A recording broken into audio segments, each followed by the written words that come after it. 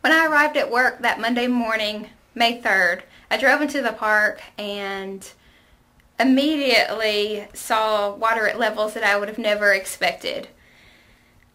The water had risen to almost the front steps of the Bowen house. Fields 1 and 2 were completely covered.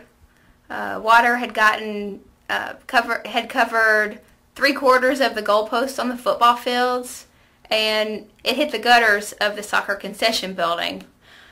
We took a boat out that day, and I was able to actually step on the roof of the soccer concession building without getting out of the boat. We also were able to take that boat over outfield fences on several of the fields. It was just unbelievable. The park was greatly affected from one end to the other. The trail washed out, the football concession stand had to be demolished, the soccer concession building had to be gutted and repaired. And our water wasn't rushing water, so we were fortunate in that way, but we did sustain a lot of damage. What stuck out most in my mind were the looks of disbelief on people's faces when they saw the levels that the water was at and how much of the park was actually covered by water. The support we received from the community was unbelievable. We had to shut off portions of the park for about 2 weeks after the flood, and people respected those boundaries. That they would support that just says a lot about this community.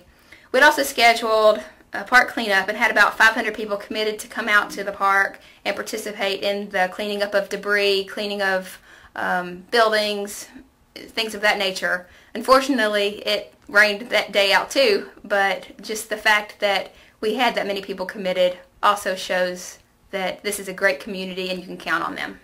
Well, I feel that even though we're in February of 2011 and we still have some projects pending completion, we've come through this and in some ways are better off. We've been able to improve some of the structures in the park.